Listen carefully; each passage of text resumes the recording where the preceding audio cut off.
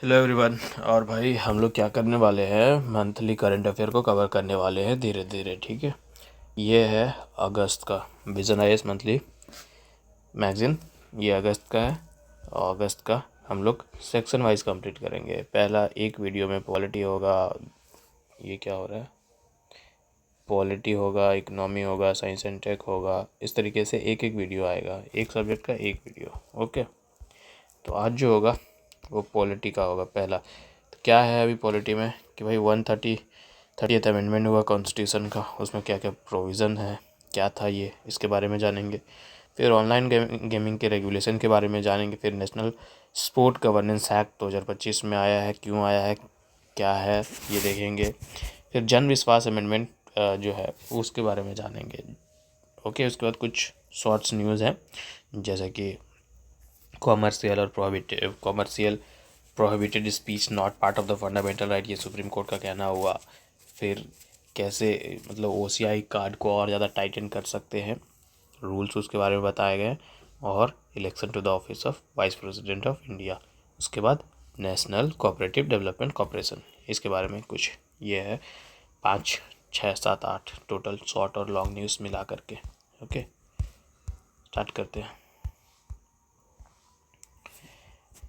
The constitution 130th amendment bill 2025 क्यों है news में?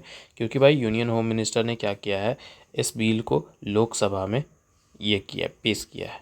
ओके, क्यों है और ज़्यादा अगर इसके बारे में न्यूज़ करें तो ये बिल क्या कहता है कि भाई रिमूवल के बारे में बात करता है। किसके removal? Prime minister, chief minister और कोई भी अदर मिनिस्टर्स को, चाहे वो सेंट्रल का हो या स्टेट गवर्नमेंट का हो या यूनियन टेरिटरी का हो, चाहे वो दिल्ली का हो। ठीक है, कहता है कि किसी भी मिनिस्टर्स, प्राइम मिनिस्टर, सीएम को अगर 30 दिन तक कंजिक्यूटिवली लगातार किसी भी सीरियस क्रिमिनल ऑफेंस में अगर कस्टडी में रखा जाता है तो वो अपने पोस्ट से हाथ धो बैठेंगे। ठीक है, अपना पोस्ट वो निकल जाएंगे। तो ये बिल जो है वो कुछ अमेंडमेंट करता है, जैसे कि आर्टिकल 75 में जो कि यूनियन से रिलेटेड है, आर्टिकल उसी का रेप्लिकेशन है 164 स्टेट में, और 239A जो है दिल्ली के बारे में बात करता है। और ये सेम प्रोविज़न जो है पुडुचेरी के लिए भी है, जो यूनियन टेरिटरी है अपना, और सेम जम्मू एंड कश्मीर के लिए भी है, ये सभी के लिए है। ठीक है, ओके। और ये जो बिल है वो अभी क्या हुआ है कि ज्वाइंट पार्लियामेंट्री कमेटी को भेजा गया है ताकि आप डिटेल एग्जामिनेशन करें। अब इसके पीछे का रीज़न क्या है ना, क्योंकि ये देखो, ये वाला जो ग्राफ देखो क्या दिखा रहा है, trend in the criminalisation of politics in India. Politics में धीरे धीरे क्रिमिनल एक्टिविटीज़ ज़्यादा बढ़ रहे थे, क्रिमिनलाइजेशन ज़्यादा होते जा रहा था। ये 2009 में देखो, इधर है ना percentage with the criminal cases. 2009 में अगर 30 है ना, 30 MPs हैं, तो 2024 में देखो 46 MP है। तो इसी को कर्व करने के लिए कि भाई क्रिमिनल एक्टिविटीज़ वाले जो क्रिमिनल एक्टिविटीज़ में इन्वॉल्व होंगे उन लोगों को ये CM PM और अनदर मिनिस्टर से उन लोगों को वहाँ पर ही हटाना है। इस तरीके की बात की वजह से ये बिल को लाया गया। क्या क्या प्रोविजंस है उसके बाद में देखते हैं। कहता है रिमूवल का ग्राउंड क्या है। रिमूवल का ग्राउंड चाहे चीफ मिनिस्टर हो, चाहे यूनियन मिनिस्टर हो, चाहे स्टेट मिनिस्टर हो, है ना, उसको रिमूव कर दिया जाएगा अगर यदि वो क्या है, अरेस्ट हो गया है और कस्टडी में, और उसमें कस्टडी में ले लिया गया है 30 दिन तक के लिए लगातार के लिए। किसके लिए? तो कुछ ऑफेंसेबल पनिशेबल काम किया है।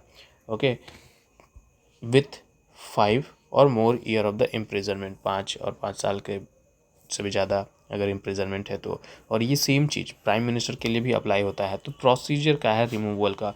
तो प्रोसीजर में अगर बात करें तो यूनियन मिनिस्टर की प्रोसीजर क्या है कि भाई यूनियन मिनिस्टर भी, है ना, यूनियन मिनिस्टर भी उनको हटाया जा सकता है, रिमूव किया जा सकता है। तो उसके लिए क्या है कि प्रेसिडेंट को जो है, president must remove the minister, remove कर देगा उन्हीं के बेसिस पे, क्योंकि भाई अपॉइंट भी वही करते हैं। किसके एडवाइस पे? तो प्रेसिडेंट उसको एडवाइस करेगा, है ना, प्रेसिडेंट उसको एडवाइस करेगा। और अगर ऐसा नहीं होता है तो वो 30 दिन के बाद ऑटोमेटिकली वो सीज हो जाएगा भाई, वो अपने ऑफिस को, अपने पोस्ट को होल्ड नहीं कर पाएगा। सेम चीज़ स्टेट मिनिस्टर के लिए है, सेम चीज़ दिल्ली मिनिस्टर के लिए है। और प्राइम मिनिस्टर और चीफ मिनिस्टर के लिए क्या है कि प्राइम मिनिस्टर और चीफ मिनिस्टर जो है अपना रेजिग्नेशन, जैसे 30 दिन तक तो तुम कस्टडी में थे, 31वां दिन तुम दे दो अपना रेजिग्नेशन। और अगर अपना रेजिग्नेशन नहीं देते हो तो ऑटोमेटिकली तुम भी क्या कर रहे हो, cease to hold the office. Okay, no bar on reappointment, ठीक है, आप चले गए जेल, कोई दिक्कत नहीं है, आप अपने पोस्ट से हाथ धो बैठे, कोई दिक्कत नहीं, आपका रीअपॉइंटमेंट हो सकता है, ठीक है, अलाउड है रीअपॉइंटमेंट का, आप जब कस्टडी से रिलीज़ हो गए तो ये बात है। अभी ये बिल के फेवर में बातें क्या क्या है कि भाई ये होल्ड करते हैं constitutional morality and ethical governance की, जैसे कि ये बात किसमें कही गई थी, सुप्रीम कोर्ट के एक जजमेंट था Manoj Narula versus union of India 2014 में। इसमें सुप्रीम कोर्ट ने इंडिकेट किया कि भाई देखो, मोरालिटी जो है एक इंट्रिंसिक पार्ट है कॉन्स्टिट्यूशनल फ्रेमवर्क का, एसेंशियल पार्ट है, और इसमें हम लोग मोरालिटी को ऐसा इग्नोर नहीं कर सकते हैं। आप क्रिमिनल चार्जेस के साथ आते हो मिनिस्टर के साथ, आप में मोरालिटी कहाँ है, नैतिकता कहाँ है, तो ऐसा नहीं चलेगा, ठीक है, इसलिए इस बिल को लाया गया है। दूसरा क्या है कि प्रोटेक्ट करेगा ये पब्लिक ट्रस्ट को, लोगों का पॉलिटिक्स से, लीडर से नज़रिए जो विश्वास है वो घटता जा रहा है, तो इसे इन्हेंस करने के लिए, ताकि इन्हेंस हो, ट्रस्ट इन्हेंस हो लोगों के बीच में, इसीलिए भी ये बिल आया है। फिर ताकि गुड गवर्नेंस हो, जो एनोमली है छिपा हुआ कि भाई जो नेता लोग हैं वह जेल से ही रूल कर रहे होते हैं, तो गवर्नेंस फ्रॉम द जेल, इस चीज़ को हटाया जा सके। ओके, और जो गैप है एड्रेसिंग कॉन्स्टिट्यूशनल गैप अकाउंटेबिलिटी का, उस चीज़ को मैनेज किया जा सके। फिर ये क्या है, ब्रिजिंग का जैसा काम करेगा, जो लीगल गैप है अपने के पास, उस गैप को फुलफिल करने का काम करेगा। जैसे कि रिप्रेजेंटेशन ऑफ पीपल एक्ट में डिस्क्वालिफिकेशन के बारे में बात किया गया है कि भाई जो मेंबर्स होंगे वो कैसे डिस्क्वालीफाई होंगे, तो कन्विक्शन के बेसिस पे होंगे, तो कन्विक्शन के बेसिस पे होंगे, और वो कन्विक्शन जब तक प्रूव नहीं होगा तब तक नहीं होंगे, तो ठीक है, तो उस दरमियान क्या होगा, तो ये interim period of arrest and detention की बात करेगा कि भाई ठीक है, अगर प्रूफ नहीं हुआ है तब तक क्या, तो उस वक्त इसे हम कोई भी नेता को, कोई भी लीडर्स को अरेस्ट कर सकते हैं। उसके बाद फेयरनेस विथ अदर एम्प्लॉय, कहते हैं फेयरनेस विथ अदर एम्प्लॉय मतलब कि अगर कोई दूसरा गवर्नमेंट का सर्विस है ना, सेंट्रल गवर्नमेंट के एम्प्लॉयज़ हैं, तो वो क्या करते हैं, अगर 48 घंटा तक की कस्टडी में रह गए तो वो सस्पेंशन पाते हैं, ठीक है, वो सस्पेंड हो जाते हैं। तो उसी तरीके से ये सेम चीज़ अप्लाई किया जा रहा है मिनिस्टर्स पर, ठीक है। अदर्स की बात करें तो यूनिफॉर्म पैरिटी एप्लीकेशन होगा, है ना। दूसरे एडवांस पॉलिटिकल डिक्रिमिनलाइजेशन, जो पॉलिटिक्स क्रिमिनलाइजेशन है वो डिक्रिमिनलाइज होगा, और बैलेंस बनेगा, ठीक है, फ्रिवलेस अरेस्ट और द जुडिशियल स्क्रूटनी। अभी फ्रिवलेस अरेस्ट क्या होता है कि ऐसे अरेस्ट को हम कह सकते हैं जिसमें एक सफिशिएंट लीगल बेसिस होता है और कॉज होता है कि भाई इसके वजह से ही हम आपको अरेस्ट किए हैं, ठीक है, बेस्ड ऑन इनएडिक्वेट एविडेंस, मतलब कि कोई एविडेंस नहीं है पूरी तरीके से, और हम एडिक्वेट एविडेंस नहीं है और हम आपको अरेस्ट कर लिए हैं। तो ये अरेस्ट, ऐसा अरेस्ट देखा जाता है कि भाई जैसे कि अब्यूज़ हो रहा है अथॉरिटी का, ठीक है, बिना कोई रिसोर्स के, बिना कुछ ये के प्रूफ के तुम उसको अरेस्ट कर लिए हो, तो उसमें तो रिसोर्स का भी वेस्ट हो रहा है कि नहीं। ये सब चीज़ें, रिसोर्स का वेस्ट मतलब पुलिस उस पर जा रही है, बाकी सारे जजमेंट चल रहे हैं, सुनवाई चल रही है, सब में ये होता है ना, तो इसलिए डिस्कनेक्टेड। अगेंस्ट में क्यों है, क्योंकि भाई ये political weaponisation and threat to the federalism है। अभी कैसे है, जैसे कि सेंट्रल एजेंसीज हमारे पास है, ईडी, सीबीआई, उन्होंने क्या करा है, अपने पावर का मिसयूज़ करेगा, ठीक है, लीडर्स को अरेस्ट करने में। जैसे कि छोटा भी चार्जेस है किसी भी लीडर पर, अपोजिशन के लीडर पे, तो उसको क्या करेगा, अरेस्ट कर लेगा। You're now connected to Stone Rugby. Arrest कर लेगा, तो जिसके वजह से क्या होगा कि गवर्नमेंट डिस्टेबलाइज हो जाएगा, है कि नहीं, विदाउट इलेक्टोरल कंटेस्ट, ठीक है। कोई पावर में है, कोई गवर्नमेंट, सेंट्रल गवर्नमेंट पावर में है और वो स्टेट गवर्नमेंट में आना चाहता है, अपना सरकार बनाना चाहता है, लेकिन उसके पास कोई चारा नहीं है, तो वो क्या करेगा, वो अपने ईडी और एजेंसीज को बोल करके उसको अरेस्ट करवा देगा, वो हट जाएगा पॉलिसी से, और वो फिर क्या करवा देगा, इलेक्शन करवा देगा, है कि नहीं। फिर presumption of innocent on at stake, मतलब हम लोगों का क्या रूल है कि भाई आप इनोसेंट अंटिल प्रूवन गिल्टी, आप तब तक इनोसेंट हो जब तक कि ये प्रूव नहीं हो जाता कि आप ही गिल्टी हो। तो इस चीज़ को ये वायलेट कर देगा कि भाई बिना हम प्रूफ के, बिना मेरे पे तुम प्रूव तो करो पहले कि हाँ हम ये हैं, क्रिमिनल है नहीं है, और उससे पहले ही तुम हमको अरेस्ट कर ले रहे हो, और अरेस्ट तो किए चलो ठीक है, अलग बात है, उसके बाद तुरंत तुम सस्पेंड भी कर दे रहे हो अपने ऑफिस से, हम हाथ भी धो बैठेंगे। ये सब चीज़ें प्रॉब्लमैटिक है। ओके, सुप्रीम कोर्ट ने lily Thomas versus union of India में ये बात कही थी कि भाई डिस्क्वालिफिकेशन सिर्फ और सिर्फ किस पे होगा, कन्विक्शन पे होगा, अरेस्ट और डिटेंशन पे नहीं, ठीक है। begins only upon the conviction. Inconsistency in treatment, inconsistence कहने का मतलब क्या है कि भाई लेजिस्लेटर जो होता है और जो मिनिस्टर्स होते हैं उनमें जैसे कि मेंबर ऑफ पार्लियामेंट एमपीज या फिर स्टेट लेजिस्लेचर एमएलए जो होते हैं वो डिस्क्वालीफाइड होंगे only upon the conviction under the representation of people act 1951, और मिनिस्टर जो होंगे, minister under this bill could be force to resign on mere detention. Disqualified होंगे एमएलए एमपी, डिस्क्वालीफाइड हो जाएंगे कैसे? तो जो कन्विक्शन एज पर representation of people act 1951, minister जो होंगे इस बिल के अकॉर्डिंगली वो फोर्स टू रिज़ाइन, भाई आपको करना ही पड़ेगा रिज़ाइन, सिर्फ डिटेंशन के बेसिस पे। हम आपको 30 दिन रख लिए, अब आपको क्या करना होगा? रिज़ाइन करना पड़ेगा, है कि नहीं? ये प्रॉब्लमैटिक है। Revolving door problem. अब रिवॉल्विंग डोर प्रॉब्लम कहने का मतलब क्या है?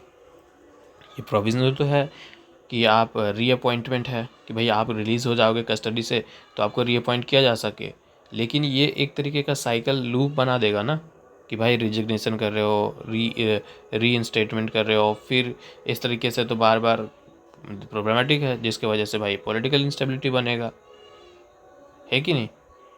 फिर एग्जीक्यूटिव डिस्क्रिशंस एंड पॉलिटिसाइजेशन, मतलब ड्यूअल मैकेनिज्म ऑफ रिमूवल है। पीएम और सीएम जो है वो एडवाइस और ऑटोमेटिक डिसीजन है ना, कुड पॉलिटिसाइज द प्रोसेस, क्योंकि भाई पीएम और सीएम एडवाइस कर रहा है, पीएम प्रेसिडेंट को कर रहा है, सीएम गवर्नर को कर रहा है। अब इस तरीके से पॉलिटिसाइज तो होगा ना प्रोसेस का।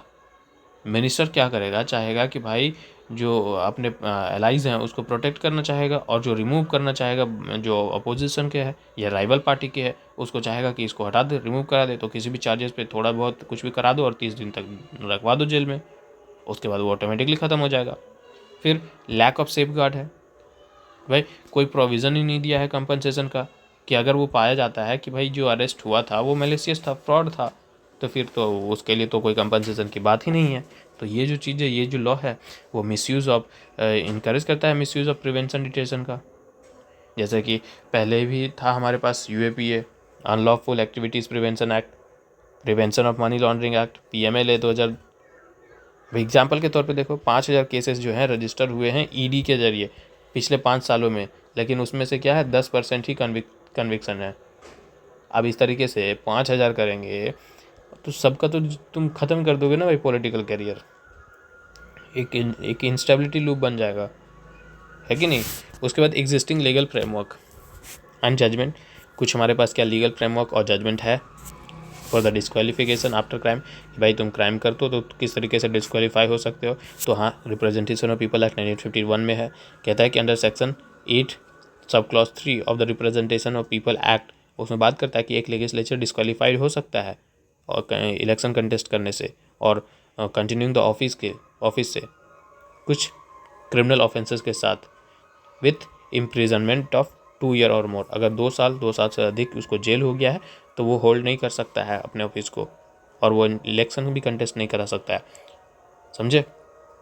Manoj Narula versus union of India 2014 में ये बात क्या कि भाई no legal bar against the appointment minister with the criminal background, कोई रोक नहीं है कि हम क्रिमिनल बैकग्राउंड से हैं आप तो हम आपको रोक देंगे, आप मिनिस्टर नहीं बन सकते हो। लेकिन ये भी स्टेट किया गवर्नमेंट ने, सुप्रीम कोर्ट ने बोला, इंस्ट्रक्ट किया भाई that PM should consider avoiding individuals with the criminal antecedent. PM को खुद भी इतने मॉरलिटी होना चाहिए, इथिक्स होना चाहिए कि भाई जो क्रिमिनल्स बैकग्राउंड के जो लोग हैं, स्पेशली जो सीरियस ऑफेंसेस के, अभी देखो जो रेप किए हुए होते हैं वो भी पार्टी में होते हैं, वो भी मिनिस्टर्स होते हैं, इस तरीके से तो वैसे नहीं होना चाहिए। Okay, PIL of public interest foundation 2018, इसमें कोर्ट्स क्या कहता है? Courts can not add a new disqualification ground beyond a law, कहता है कि एक लॉ के बाद हम किसी भी तरीके का उसमें हम और ज़्यादा ऐड नहीं कर सकते न्यू डिस्क्वालिफिकेशन का क्राइटेरिया। बट ये पार्लियामेंट को रिकमेंड करता है कि भाई आप एक लॉ लेकर के आओ, इनेक्ट करो लॉ को, जिसमें पॉलिटिकल पार्टीज़ जो है रिवोक करे अपनी मेंबरशिप को और डिनाई करे, मना कर दे वैसे को टिकट ही देने के लिए जो सीरियस क्रिमिनल ऑफेंस है या क्रिमिनल चार्जेस से इन्वॉल्व हैं। फिर इलेक्शन कमीशन ऑफ इंडिया 2016 में रिकमेंड करता है कि भाई आप रिप्रेजेंटेशन ऑफ पीपल एक्ट को अमेंड करो और जो जिसके अगेंस्ट में चार्जेस हैं, कोर्ट ने चार्जेस लगाए हैं, ये ऑफेंसिबल पनिश का एटलीस्ट 5 years का इम्प्रिजनमेंट विद कंटेस्टिंग इलेक्शंस। ठीक है, वे फॉरवर्ड क्या है कि आप जो है पूरी तरीके से उसका ख़त्म कर दे रहे हो, फिर रीअपॉइंटमेंट का काम करा रहे हो। उससे अच्छा है कि इंटरिम सस्पेंशन करो,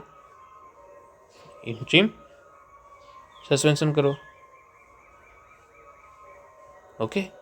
दूसरा, स्ट्रेंथनिंग पॉलिटिकल पार्टीज रोल, कि अपने आप में ही सेल्फ डिसिप्लिन बनाओ, कमिट करो कि भाई हम कोई भी ऐसे कैंडिडेट को फील्ड नहीं करेंगे जिसका क्रिमिनल रिकॉर्ड होगा, और फोकस करो इंटीग्रिटी का, रादर विनेबिलिटी की नहीं, मुझे इलेक्शन जीतना है नहीं, इस पे करो, इंटीग्रिटी पे, ताकि लोग सब हमेशा हर एक सिचुएशन में सच्चाई बोलते नजर आए। ठीक है, सच्चाई करते हुए नजर आए। लॉ कमीशन रिकमेंडेशन ये क्या करता है, दैट रिकमेंड करता है that the framing of charges for the offences punishable by up to the 5 years imprisonment should be made additional ground for disqualification. कि भाई चार्जेस फ्रेम करो, ऑफेंसेबल पनिशेबल है, ठीक है, तो उसके लिए 5 साल जेल, ये एडिशनल डिस्क्वालिफिकेशन का ग्राउंड बनाओ। उसके बाद making bail a rule, bail का एक रूल बनाओ, सिर्फ और सिर्फ उसमें रूल बेल मत करो जो वो हीनियस और वायलेंट क्राइम है, ओके। फिर फास्ट ट्रैक क्रिमिनल केसेस, मतलब आप जो डिस्क्वालीफाई कर रहे हो मेंबर को, उससे बेटर है कि भाई सिर्फ अरेस्ट के बेसिस पे आप उसको डिस्क्वालीफाई कर दे रहे हो, उसके बेसिस पे है क्या कि आप ये करो ना, क्रिमिनल केसेस अगेंस्ट जो मिनिस्टर है उसके अगेंस्ट पे फास्ट ट्रैकिंग ये करो, तुरंत से जजमेंट करो, तुरंत से पूरे केस की सुनवाई करो, सब कुछ करो। और इंश्योर ये भी करो कि इम्पार्शियल इन्वेस्टिगेशन होना चाहिए, ना कि आपकी एजेंसीज आए और आपकी एजेंसी सिर्फ ऐसा ऊपर से थोप दे, अपना फेवर कर दे आपका, okay. Establishing an independent review mechanism, जो उस पर किसी पे भी दबाव ना हो, जैसे कि ट्राइब्यूनल हो गया, जुडिशियल पैनल हो गया, ये सबको करो ताकि ये लोग एग्जामिन कर सके कि क्या क्या कंडीशंस हैं रिमूवल के, मीट कर रहे हैं कंडीशंस या नहीं कर रहे हैं। तो इस तरीके से जो है वो एग्जीक्यूटिव ओवररीच को प्रिवेंट किया जा सकता है। जो भी एग्जीक्यूटिव है भाई, जो पावर में है पार्टी, उसके ओवररीच को ये किया जा सकता है, प्रिवेंट किया जाता है, और ताकि ये भी इंश्योर करेगा कि इम्पार्शियल एप्लीकेशन हो, समझे, अच्छे से चेक वेक हो, ओके। दूसरा जो है the promotion and the regulation of online gaming, ये बहुत ज़रूरी हो गया था, 2025 का एक्ट है। क्यों है न्यूज़ में, ये देखो कि भाई जो पार्लियामेंट है वो पास किया है promotion and regulation of online gaming act 2025। ये कहता है कि effectively banning online games, okay, ban कर रहे हैं हम ऑनलाइन गेम्स को। और क्या है न्यूज़ में, इस एक्ट का एम क्या है कि भाई जो लीगल फ्रेमवर्क है, इस्टेब्लिश रोबस्ट लीगल फ्रेमवर्क, ताकि रेगुलेट कर सके, प्रमोट कर सके और इनकरेज कर सके online gaming sector for innovations, ना कि गैम्बलिंग के, ना कि पैसा वाला को, और इकोनॉमिक ग्रोथ हो, इनोवेशन हो, इकोनॉमिक ग्रोथ हो, and ensure developed and safe responsible digital environment for all the citizen, responsible digital environment, ना कि ऐसा डिजिटल इन्वायरमेंट जहाँ से लोग सुसाइड कर रहे हो, जहाँ से उनका मेंटल स्थिति पूरी तरीके से ख़राब हो रहा। तो ये जो है इंट्रोड्यूस हुआ हाउस में ऐसा फाइनेंस बिल के तौर पे इसको पेश किया गया, इंट्रोड्यूस किया गया है finance bill under article 117 sub clause 1, 117 sub clause 3 constitution. आप जानते हैं कि इन दोनों के अंडर अगर हो रहा है तो इसमें प्रेसिडेंट का रिकमेंडेशन क्या होता है, मस्ट होता है, क्योंकि ये जो है आर्टिकल 117 वो मनी बिल से रिलेट कर जाता है, समझे। और मनी बिल में भाई सिर्फ लोकसभा में इंट्रोड्यूस हो सकता है और प्रेसिडेंट के रिकमेंडेशन से हो सकता है। आर्टिकल 117(3) यही तो कहता है कि भाई प्रेसिडेंट का रिकमेंडेशन चाहिए। क्या ज़रूरत था इस एक्ट का, क्या कोई ज़रूरत है? तो हाँ, एडिक्शन एंड फाइनेंशियल ऋण कहता है कि जो भी अभी क्या है कि जो कंपल्सरी पेइंग का सिस्टम चल रहा था, compulsory paying online games encourage कर रहे थे कंपल्सरी पेइंग का, और क्रिएट कर रहे थे एक इल्यूजन ऑफ क्विक प्रॉफिटी, एक भ्रम पैदा कर दे रहे थे लोगों में कि आपको क्या है ऐसे चुटकी में प्रॉफिट हो जाएगा, आप 49 रुपये लगाओ, नेक्स्ट डे आपको करोड़ों मिल सकते हैं। और इसके वजह से ये जो है एडिक्शन लेकर के आता है। अब एडिक्शन लेकर के आता है तो एक फैमिलीज़ को जो शॉर्ट टर्म दे रहा है इल्यूज़न, उसके वजह से वो डेली दिन 49 लगाते जा रहा है और वो डेट और डिस्ट्रेस में पड़ते जा रहा है। समझे? यूनियन मिनिस्टर कहता है, अकॉर्डिंग टू यूनियन मिनिस्टर और इलेक्ट्रॉनिक एंड इंफॉर्मेशन टेक्नोलॉजी, ये लोग क्या फाइंड किए कि ये जो है ऑनलाइन गेमिंग वो नेगेटिवली अफेक्ट कर रहा है 45 करोड़ पीपल को, जो फेस कर रहे हैं more than 20,000 crore loss, more than. फिर मेंटल हेल्थ बिगड़ रहा है। वर्ल्ड हेल्थ ऑर्गेनाइजेशन ये कहता है, क्लासिफाई करता है गेमिंग डिसऑर्डर को एज अ हेल्थ कंडीशन। अब गेमिंग डिसऑर्डर क्या है? गेमिंग डिसऑर्डर एक तरीके का पैटर्न है जिसमें क्या होता है कि लॉस ऑफ कंट्रोल, इंसान अपने आप पे कंट्रोल खो देता है, अपने अदर जो डेली एक्टिविटीज़ होते हैं उसको नेग्लेक्ट कर देता है, उस पर लगा रहता है 49 रुपये वाले में। उसके बाद वो देखने के लिए मिलता है कि हार्मफुल कॉन्सिक्वेंसेस देखने के लिए मिलता है।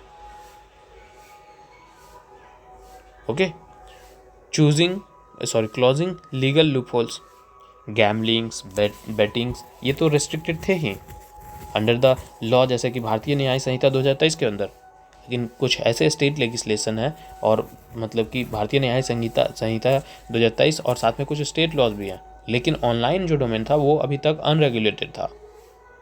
तो मैंने बहुत सारे गेमिंग प्लेटफॉर्म्स थे जो ऑपरेट करते हैं बाहर से भाई, है कि नहीं, वो चैलेंज प्रेजेंट कर रहे थे अपने पे as the term of extra territorial jurisdictions और इंटर स्टेट इनकन्सिस्टेंसी। तो इसके लिए एक तो लॉ होना चाहिए सेंट्रल लेवल पे जो हर एक कुछ देखे। थ्रेट है नेशनल सिक्योरिटी का। ये क्यों है? क्योंकि भाई कुछ ऐसे जो गेमिंग प्लेटफॉर्म थे वो उनका इस्तेमाल जो है वो टेरर फाइनेंसिंग के लिए किया जा रहा था, इलीगल मैसेजिंग के लिए किया जा रहा था, मनी लॉन्ड्रिंग के लिए किया जा रहा था, जो कि हमारे कंट्रीज़ के सिक्योरिटी को कॉम्प्रोमाइज़ कर रहे थे। फिर ये ज़रूरत इसलिए भी है ताकि हम लोग इनकरेज करें ई स्पोर्ट्स इलेक्ट्रॉनिक स्पोर्ट्स को, जो क्या करेगा, एक पॉजिटिव डिजिटल इंगेजमेंट बनाएगा और बूस्ट करेगा क्रिएटिव इकोनॉमी और इनोवेशंस को in the e sports sectors. Okay, क्या प्रोविज़न है इस एक्ट के वो देखो। तो इस प्रोविज़न में जो है सबसे पहले ऑनलाइन गेम को डिफाइन करता है कि ऑनलाइन गेम्स हम कहेंगे किसको। तो कहता है ऐसा कोई भी गेम जो कि खेला जा रहा है किसी भी इलेक्ट्रॉनिक और डिजिटल डिवाइस पे, जो कि managed and operated as a software through internet, जिसमें इंटरनेट का इस्तेमाल हो रहा है, कोई भी इलेक्ट्रॉनिक डिवाइस जिसमें इंटरनेट का इस्तेमाल हो रहा है और उसमें खेला जा रहा है, तो और any other kind of technology facilitating the electronic communication, और किसी भी अलग तरीके का टेक्नोलॉजी जिसमें इलेक्ट्रॉनिक कम्युनिकेशन हो रहा है, उन सब को ये ऑनलाइन गेम्स के अंदर लाता है। ये डेफिनेशन दी है। फिर कैटेगराइज भी करता है ऑनलाइन गेम्स को कि भाई एक कैटेगराइजेशन है ई स्पोर्ट, दूसरा कैटेगराइजेशन है ऑनलाइन सोशल गेम, तीसरा कैटेगराइजेशन है ऑनलाइन मनी गेम्स। अब ई स्पोर्ट्स क्या होता है? ये जो है कम्पिटिटिव डिजिटल स्पोर्ट्स है। इसमें क्या होता है कि इंडिविजुअल पार्टिसिपेट्स कर सकता है और इन ऑर्गेनाइज टूर्नामेंट्स जिसमें स्ट्रैटेजी का ज़रूरत होगा, कोऑर्डिनेशन का ज़रूरत होगा और एडवांस डिसीजन मेकिंग स्किल होगा। अब डिसीजन मेकिंग स्किल होगा तो इसका इनोवेटिव माइंड तो इनोवेट करेगा ना भाई, माइंड्स को थिंकिंग, क्रिटिकल थिंकिंग करेगा ना वो। जैसे कि एग्जांपल है विद बेल्जी बॉय बैम became the first Indian player to win the Pokemon Go world championship. और ये इसी तरीके का है ई स्पोर्ट्स है ये, समझे। दूसरा ऑनलाइन सोशल गेम ये क्या करता है? वैसे games that form part of everyday recreation, मतलब एक नया चीज़ रिक्रिएट कर रहे हो based on skill based designed for entertainment. ठीक है, स्किल भी है उसमें, इस तरीके से डिज़ाइन किया गया है ताकि इंटरटेनमेंट भी हो और सीख भी रहा हो बच्चा, लर्निंग हो कर रहा हो और साथ में सोशल इंटरेक्शन भी हो, इस तरीके से। जैसे कि ऑनलाइन वर्ड गेम काहोट। अब वर्ड गेम है तो बच्चा वर्ड तो सीख रहा है ना, काहोट, इस तरीके से। फिर ऑनलाइन मनी गेम, अब वैसे गेम जो उसमें चांस दिखाता हो कि based on a chance, skill और both where the financial stake involve, जहाँ पर हम पैसा लगा रहे हैं या पैसा हमको मिलने का चांस है, उस तरीके से। अब फाइनेंशियल स्टेक्स क्या है कि भाई इसमें आप पैसा लगा रहे हो, पे कर रहे हो या फिर डिपॉजिट कर रहे हो मनी को, या फिर आपको ये एक्सपेक्टेशंस है कि हम पैसा जीतेंगे, या मॉनेटरी गेन होगा, जैसे कि ड्रीम 11, रमी, पॉकर, बिंजो। ड्रीम 11 में हर 49 वाला लगाता है और करोड़ों का सपना देखता है। ओके, एप्लीकेबिलिटी कहाँ है? पूरे इंडिया में लगेगा ये, विद इन और outside territory, operated from the outside, जहाँ भी से भी कॉपरेट कर रहे हो लगेगा। Absolute prohibition of online money gaming. Okay, कह रहा है कि भाई ऑनलाइन मनी गेम्स जो होते हैं, जिनको हम लोग रियल मनी गेम्स के भी नाम से जानते हैं, and related service to be prohibited. Real money games से जितने भी रिलेटेड सर्विस है वो सब को रोका जा रहा है। ठीक है, फर्दर अगर इसके आगे हम लोग और भी बात करें तो जो एडवर्टीजमेंट है और financial transactions by the banks और द फाइनेंशियल इंस्टीट्यूशन, इसके पेमेंट्स के लिए, ऑनलाइन गेमिंग के पेमेंट्स के लिए, वो भी प्रोहिबिटेड है। कि जैसे कि कोई बैंक आपको, किसी भी बैंक में आपका खाता है और उस खाते से आप ट्रांसफ़र कर रहे हो बैंक में किसी भी कहीं पे भी पैसा, तो वो भी बैन होगा। इंटरमीडिएट्स जो होंगे वो भी बैन होंगे, उसको भी रोका जाएगा। ठीक है, और ये अथॉरिटीज़ को एम्पावर किया गया है कि भाई आप जो है ब्लॉक कर सकते हो एक्सेस टू अनलॉफुल प्लेटफॉर्म को। और किसके बेसिस पे? आप उसके अंदर लॉ है हमारा, under the information technology act 2000। फिर प्रमोशन करना है ई स्पोर्ट्स को, कि लेजिटिमेट कम्पिटिटिव स्पोर्ट्स को, लेजिटिमेट लीगल भारत सरकार के अंदर हो। Ministry of youth affair and sports will develop a guideline, ये गाइडलाइन डेवलप करेंगे, इंफ्रास्ट्रक्चर डेवलप करेंगे और इसके लिए स्पेशली ट्रेनिंग भी देंगे, रिसर्च भी करेंगे, रिसर्च सेंटर्स इस्टेब्लिश होंगे। तो इसके लिए है। साथ में प्रमोट करना है सोशल और एजुकेशनल गेम को, जहाँ से बच्चा अगर टाइम दे रहा है तो वहाँ से कुछ सीख भी रहा है। ऐसा नहीं कि ऐसा गेम जिसपे उसका दिमाग और ज़्यादा परेशान हो रहा है। ठीक है, उस तरीके की चीज़ें नहीं। तो recognise honour regular social games that are safe and age appropriate, जो कि सेफ होगा हर एक के लिए, किसी भी तरीके से उसको प्रॉब्लम्स नहीं क्रिएट करेगा, मेंटली, इमोशनली, फाइनेंशियली, किसी भी तरीके से नहीं, और वो एज के मुताबिक होगा। ऐसा नहीं कि कोई भी बच्चा गेम खेल रहा है। फिर ऑनलाइन गेमिंग अथॉरिटी, मतलब एक national level legal authority establish किया जाएगा, जो कैटेगराइज करेगा और रजिस्टर करेगा गेम को, और ये डिटरमाइन भी करेगा कि कौन सा मनी गेम है और कौन सा दूसरा है, रॉन्ग गेम है, अनफेयर गेम है, इस तरीके से चीज़ें। ऑफेंसेस एंड पेनल्टीज, कहता है कि भाई आपको देखा जाएगा कि कॉग्निजेबल और नॉन बेलेबल ऑफेंस में। कॉग्निजेबल मतलब कि हम आपको अरेस्ट कर सकते हैं विदाउट वारंट, नॉन बेलेबल आपको बेल नहीं मिलेगा। और ये भी है कि 3 साल तक आपको इम्प्रिजन किया जाएगा, साथ में 1 करोड़ का फाइन भी लगेगा। ओके, और अगर आप एडवर्टाइज कर रहे हैं ऐसे सारे गेमों का, तो उसके लिए आपको 2 साल की जेल हो सकती है और 50 लाख रुपए फाइन लगाए जा सकते हैं। कॉर्पोरेट एंड इंस्टीट्यूशनल लाइबिलिटीज़, भाई कंपनीज जो हैं और उनके जो ऑफिसर्स हैं उन्हें अकाउंटेबल ठहराया जाएगा। The specific safeguards for the independent and the non executive directors who act due diligence. Okay, investigation and enforcement power, central government ये ऑथराइज कर सकता है ऑफिसर्स को फॉर इन्वेस्टिगेशन के लिए, सर्च के लिए और सीजर के लिए। इन्वेस्टिगेट करो, देखो, खंगालो, और अगर वैसा मिलता है तो सीज कर दो, including arrest without warrant in certain cases. यही तो बोला, कॉग्निजेबल ऑफेंस है ये। अदर नोटेबल इनिशिएटिव, ताकि हम ऑनलाइन गेमिंग को काउंटर कर सके, तो सेक्शन 69A में है इंफॉर्मेशन टेक्नोलॉजी एक्ट 2000 में। इसमें क्या कहता है? Empower the government to block access to illegal website. भाई इलीगल जो वेबसाइट है उसमें से आप उसको ब्लॉक कर सकते हो। 1524 बैटिंग और गैम्बलिंग वेबसाइट और मोबाइल ऐप्स को ब्लॉक किया गया है ड्यूरिंग 2022 से 25 में, समझ लो 1524। फिर और क्या है इनिशिएटिव अपने पास? IT intermediary guidelines and the digital media ethics code rule 2021 provide, ये कुछ नॉर्म्स बताता है ऑनलाइन गेमिंग के लिए, ऑनलाइन गेमिंग प्लेटफॉर्म्स के लिए। ओके, भारतीय न्याय संहिता 2023, इसमें सेक्शन जो 111 है और 112 है, ये पेनलाइज करता है अनलॉफुल इकोनॉमिक एक्टिविटीज़ को और साइबर क्राइम को, और साथ में unauthorise betting and the gambling. इस तरीके की कोई भी चीज़ पे आप पकड़े जाते हैं तो भारतीय न्याय संहिता 2023 के मुताबिक सेक्शन 111 एंड 112 के मुताबिक ये सब में आपको पेनलाइज कर जाएगा। फिर IGST, भाई illegal and offshore gaming platforms are regulated under the IGST. Illegal और ऑफशोर बाहर से कर रहे हो उसको हम लोग integrated goods and service tax act 2017 के अंदर हम लोग रेगुलेट करेंगे। फिर अपने पास है कंज्यूमर प्रोटेक्शन एक्ट 2019। ये प्रोहिबिट करता है कि भाई आप किसी भी तरीके का मिसलीड या फिर सरोगेट एडवर्टीजमेंट कर रहे हो तो उस पर रोक लगाता है। साथ में central consumer protection authority CCPA एक इशू करता है एडवाइजरी ताकि prevent the celebrities and influencer from the endorsing the betting platforms, ताकि आप सेलिब्रिटी को भी रोक लगा रहे हो कि भाई वैसे चीज़ों को आप प्रमोट ना करो और जो इन्फ्लुएंसर है वो भी इस सब चीज़ों से रुके। ओके, इसके बाद क्या कहता है कि भाई बहुत सारे जैसे कि ये ऑफर करता है बहुत सारा, ये जो है एक्ट ये बहुत सारे एडवांटेज तो दे ही रहा है, साथ में प्रमोट भी कर रहा है ई स्पोर्ट, साथ में सिटीजन को सेफ गार्ड कर रहा है इस डिजिटल एरा में।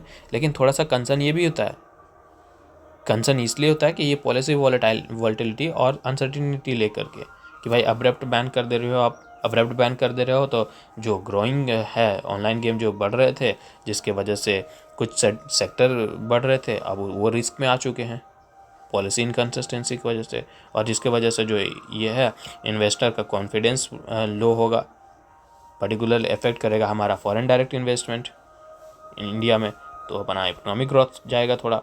फिर कंक्लूजन क्या कह सकते हैं, कंक्लूजन में यही है कि ये जो promotion regulation of online gaming act 2025 है ये बहुत ही अच्छा है भाई, इंडिया के डिजिटल लैंडस्केप को दिखा रहा है, साथ में ये सेफ गार्ड कर रहा है सिटीजन को ताकि एक्सप्लॉयटेटिव प्रैक्टिस से online money gaming industries, while simultaneously उसके साथ ही में देखो तो ये इनकरेज कर रहा है growth of legitimate e sports, illegal वाला नहीं, और सोशल गेमिंग भी। और इस दरमियान में इसका एम क्या है, ताकि ये कंट्रीज़ के क्रिएटिव मनी को, कंट्री के क्रिएटिव इकोनॉमी को स्ट्रेंथन कर सके, इनोवेशन को बढ़ा सके, और साथ ही साथ इंश्योर कर सके कि टेक्नोलॉजी जो है एक टूल बन जाए सोसाइटल गुड के लिए, ना कि उसे हार्म करे। अभी टेक्नोलॉजी से भाई 49 रुपये लगा करके रह रहे हो तुम, तो करोड़ों का नुकसान कर रहे हो, तो उस चीज़ से बचे हो। ओके, हार्म नहीं करे, सोसाइटल गुड बने। फिर अपने पास एक नेशनल स्पोर्ट गवर्नेंस एक्ट 2025 में है। क्यों है ये न्यूज़ में, क्योंकि इसे जो है प्रेसिडेंट के जरिए एसेंट दे दिया गया है, national sport governance act 2025। Sports governance in India से रिलेटेड कुछ जानकारी ले लेते हैं कि स्पोर्ट्स रेगुलेशन जो है वो स्टेट के जुरिडिक्शन के अंदर आता है।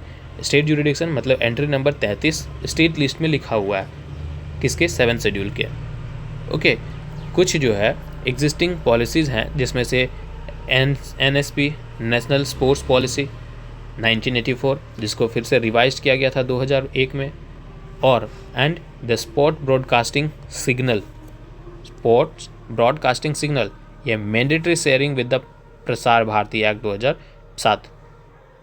तो ये कुछ अपने पास पॉलिसीज़ हैं, एग्जिस्टिंग पॉलिसीज़ है। रिसेंटली जो है कैबिनेट अप्रूव करता है NSP 2025 national sports governance act 2025 superseding the 2021 की पॉलिसी। अब जो है ये जो 2021 वाला पॉलिसी है नेशनल स्पोर्ट्स पॉलिसी उसको सुपरसीड करता है, और ये it is structure around the 5 crore pillars. Focus किस चीज़ पे है, ग्लोबल एक्सेलेंस, इकोनॉमिक और सोशल डेवलपमेंट। कैसे के माध्यम से, तो स्पोर्ट्स के माध्यम से। साथ में स्पोर्ट्स को पीपल मूवमेंट बनाना है और इंटीग्रेट करना है स्पोर्ट्स विद द एजुकेशन, तभी तो लोग खोल पाएंगे, सीख पाएंगे। कि कुछ बॉडीज़ हैं रेगुलेटरी बॉडीज़ जैसे कि MYAS ministry of youth affair and sports, ये क्या है, ये रिस्पॉन्सिबल है ताकि जो है नेशनल स्पोर्ट्स पॉलिसी को फॉर्मुलेट कर सके, फंडिंग्स, इम्प्लीमेंटिंग, डेवलपमेंट प्रोग्राम, इन सब के प्रति जो है पॉलिसीज फॉर्मुलेट करे। दूसरा है अपने पास SAI sports authority of India, ये कुछ पॉलिसीज बताए और गाइडलाइन बताए स्पोर्ट्स डिलीवरी सिस्टम से रिलेटेड। फिर इंडियन ओलंपिक एसोसिएशन IOA, ये रिस्पॉन्सिबल है इंडियाज़ पार्टिसिपेशन कहाँ पर ही, तो ओलंपिक गेम्स में और अदर इंटरनेशनल और मल्टी स्पोर्ट इवेंट में। और भी रेगुलेटरी बॉडीज़ है NSFS नेशनल स्पोर्ट्स फेडरेशन, कहता है कि 50 NSFS administer their respective sports. ठीक है, 50 नेशनल स्पोर्ट्स फेडरेशन हैं जो कि एडमिनिस्टर कर रहे हैं अपने अपने स्पोर्ट्स को। भाई इस एक्ट का हाईलाइट्स क्या है, ओके, तो नेशनल स्पोर्ट्स बॉडी ये क्या कर रहा है, एक तरीके का स्टैब्लिश कर रहा है national Olympic committee, national para Olympic committee और national and the regional sports federation. किस लिए? For each designated sport. कोई सा भी गेम है, कोई सा भी गेम है, वो हर गेम के लिए अपने पास नेशनल पॉलिसी और नेशनल ओलंपिक कमेटी देखने के लिए मिलेगा, नेशनल पैरालंपिक कमेटी भी देखने के लिए मिलेगा और national and the regional sports federation देखने के लिए मिलेगा। ओके, ये जो बॉडीज़ होंगे वो एफिलिएटेड होंगे इंटरनेशनल बॉडीज़ से, साथ में ये इसका जो यूनिट होगा वो भी एफिलिएटेड होगा कहाँ से, तो स्टेट से और डिस्ट्रिक्ट लेवल से। कनेक्शन एकदम टॉप से लेकर के नीचे तक। ये जो बॉडीज़ होंगे वो इंटरनेशनल चार्टर और स्टैट्यूट्स के बेसिस पे गवर्न किए जाएंगे, ठीक है। फिर NSCB, नेशनल स्पोर्ट्स बोर्ड, ये ग्रांट करता है recognition to the sports bodies को रिकग्नाइज करता है और साथ में रजिस्टर करता है उसके एफिलिएट यूनिट को भी। और only recognise body will receive funds, और जो रिकग्नाइज होंगे, जो रजिस्टर होंगे, उन्हें ही फंड मिलेगा। किससे? सेंट्रल गवर्नमेंट से। तो एक लूप होल ये भी ठीक करेगा। National body must formulate, must ना, ये जो नेशनल स्पोर्ट्स बॉडी है वो ये भी फॉर्मुलेट करेगा code of ethics for its stakeholder. अब इस गेम से लेके इस कमेटी से रिलेटेड जितने भी स्टेक होल्डर होंगे उन सब के लिए कुछ ना कुछ कोड ऑफ एथिक्स होगा। फिर setting minimum standard for the ethical and the appropriate conduct. भाई अच्छा, गुड गवर्नेंस तो एथिकल स्टैंडर्ड से ही चलेंगे ना, तो ये सब सेट करेगा। फिर recognise the organisation shall be consider an public authority, और जो भी ऑर्गेनाइजेशन को रिकॉग्नाइज किया जाएगा उसे पब्लिक अथॉरिटी माना जाएगा। किसके बेसिस पे? तो RTI एक्ट 2005 के बेसिस पे। तो भाई इस पे से आप कोई भी जानकारी ले सकते हो, इकट्ठा कर सकते हो, मांग सकते हो, जो चाहे जो चीज़, इसको ट्रांसपेरेंट होना पड़ेगा। सेंट्रल गवर्नमेंट ये भी डिसाइड करेगा कि इसके कंपोजिशन कितने होंगे, इसके अपॉइंटमेंट मेंबर से रिलेटेड चीज़ें ये करेगा। किसके बेसिस पे? तो recommendation of the search selection committee के बेसिस पे। To be appointed as a NSCB क्या करना पड़ेगा? नेशनल स्पोर्ट्स बोर्ड में अपॉइंट होने के लिए तो एक पर्सन जो है उसका कुछ स्पेशल नॉलेज और एक्सपीरियंस होना चाहिए पब्लिक एडमिनिस्ट्रेशन में, स्पोर्ट्स में, गवर्नेंस में, और कुछ स्पोर्ट्स के लॉ में, और कुछ उसके रिलेटेड कुछ फील्ड में, तो आप वहाँ पर ही अपॉइंट हो सकते हो। ओके, फिर कुछ ट्राइब्यूनल बनाओ, नेशनल स्पोर्ट्स ट्राइब्यूनल, जो कि स्पोर्ट्स रिलेटेड डिस्प्यूट्स को वो सुनेगा। ये मतलब इसमें जो है बात किया गया है, नेशनल स्पोर्ट्स ट्राइब्यूनल बनेंगे जिसमें स्पोर्ट्स रिलेटेड डिस्प्यूट को सुने जाएंगे। फिर oversight election, central government establish करेगा national panel of electoral officers, ताकि देख सके इलेक्शंस और नेशनल इलेक्शंस, किसका इलेक्शन? तो नेशनल स्पोर्ट्स बॉडीज़ के इलेक्शंस को national panel for electoral officers, ये सेंट्रल गवर्नमेंट करेगा। फिर हर एक नेशनल स्पोर्ट्स बॉडी कहता है कि भाई आपको क्या होगा कि कंस्टिट्यूट करेगा एक इलेक्टोरल पैनल, ताकि वो अपने एफिलिएट्स को देख सके। और सेंट्रल गवर्नमेंट के पास ये भी पावर है कि वो एग्जेम्प्ट अ नेशनल बॉडी और it's affiliate from any provision of the act, किसी से भी हटा सकता है। ओके, इफ़ अगर यदि वो नेसेसरी हो जाएगा कि पब्लिक इंटरेस्ट के बियॉन्ड जा रहा है, ठीक है, या फिर पब्लिक इंटरेस्ट के बेसिस पे जा रहा है, तो फिर हम उसको करेंगे। नीड क्या है, ज़रूरत क्या है इस तरीके का लॉ लाने का? तो सबसे पहले हमारे पास ऐसा कोई लॉ नहीं था, absence of the comprehensive and the uniform loss. एक बारी कोशिश भी किया गया, नेशनल स्पोर्ट डेवलपमेंट बिल 2013 में लाया गया, लेकिन वो आज तक इनेक्ट नहीं हुआ। फिर पॉलिटिशियन डोमिनेशन इन नेशनल स्पोर्ट्स फेडरेशंस, नेशनल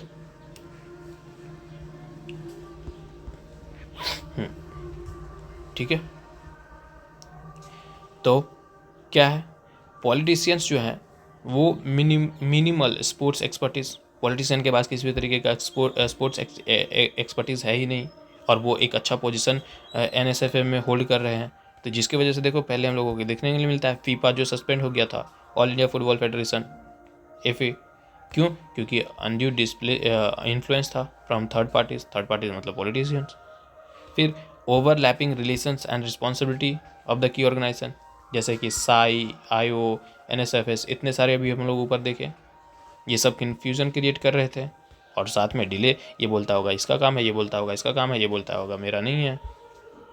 सब अपने अपने रिस्पॉन्सिबिलिटीज़ को ले ही नहीं रहा होगा, समझे। तो इसलिए इस तरीके के लॉ लाने की ज़रूरत है, ज़रूरत थी, अब तो हो गया भाई पास, एसेंट मिल चुका है। फिर इनएडिक्वेट फंडिंग और utilisation, 50 less than 40% of the allocated budget 2022-23, क्योंकि कॉम्प्रिहेंसिव प्लान ही नहीं है कि इसके प्रति कुछ काम ही नहीं चल रहा है, तो भाई पैसा कहाँ से एलोकेट होगा। अब जब कोई बॉडी रहेगा, कुछ रहेगा, तब तो हम उसके लिए पैसा एलोकेट करें। तो कह रहे 2022-23 में देखो इससे कम ही 40% दिया जाता था। फिर इनइफेक्टिव पॉलिसी इम्प्लीमेंटेशन, कोई भी पॉलिसी अच्छी तरीके से प्रैक्टिस में सक्सेसफुली इम्प्लीमेंट ही नहीं है। और सबसे अच्छी बात कि 2036 में ओलंपिक 2036 प्रिपरेशन, भाई ताकि हमें ओलंपिक में रिकग्नाइजेशन मिल सके, supports India's Beed for the 2036 हम लोग करा सके अपने में ओलंपिक्स। कैसे?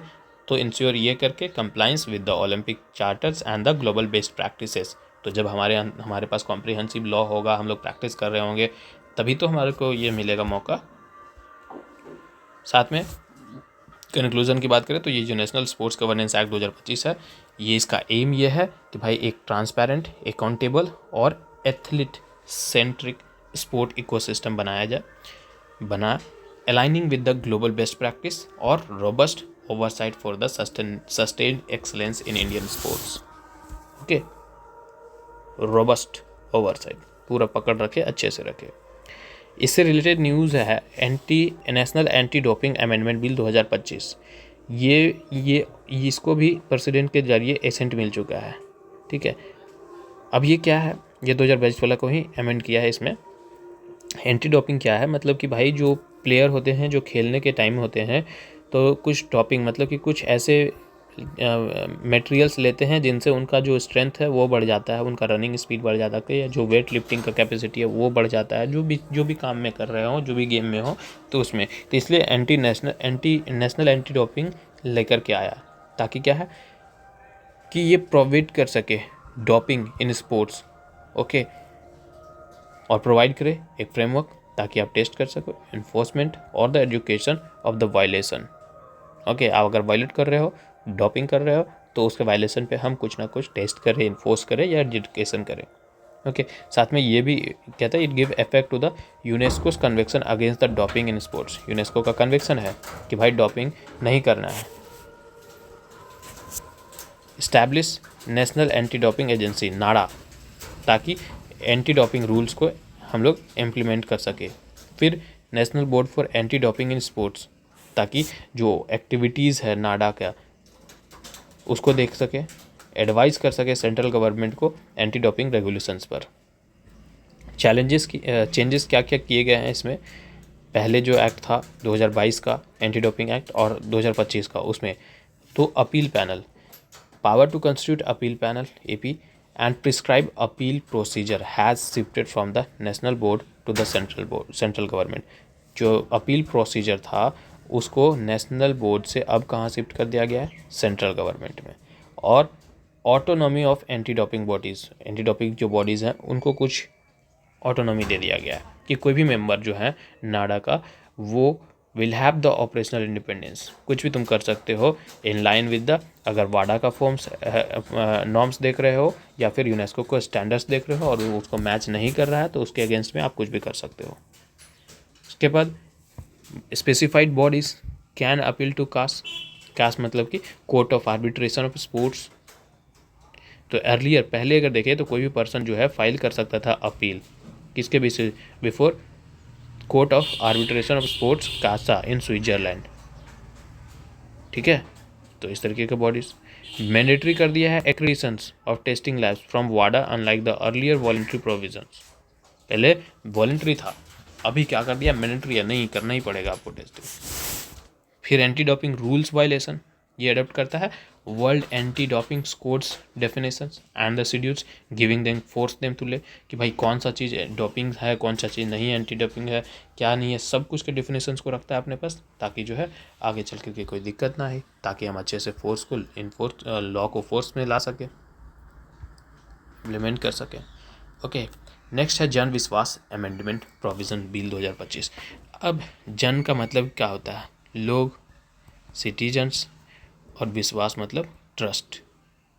ओके, क्यों है न्यूज़ में? रिसेंटली जो है जन विश्वास amendment of the provision bill 2025 इसको इंट्रोड्यूस किया गया है लोकसभा में, ताकि अमेंड किया जा सके सर्टेन इनैक्टमेंट्स को। किस लिए? ताकि डिक्रिमिनलाइज हो एंड रेशनलाइज किया जा सके ऑफेंसेस को, ताकि आगे चल करके ये इन्हांस करे trust based governance for the ease of living and the doing business. Trust हो गवर्नेंस पे, लोग विश्वास ही नहीं करते हैं, तो इसलिए लेकर के आया जन विश्वास अमेंडमेंट बिल। ठीक है, क्यों है न्यूज़ में? तो ये बिल जो है बिल बनाया गया है किसके सक्सेस पे? तो जो जन विश्वास अमेंडमेंट, जो जन विश्वास एक्ट जो था 2023, ये सक्सेसफुल हुआ। इसी के बेसिस पे अब जन विश्वास अमेंडमेंट ऑफ प्रोविजन बिल जो 2025 है इसको लाया गया है, इंट्रोड्यूस किया गया है। जो क्या करता है, ये क्या किया था 2023 वाला?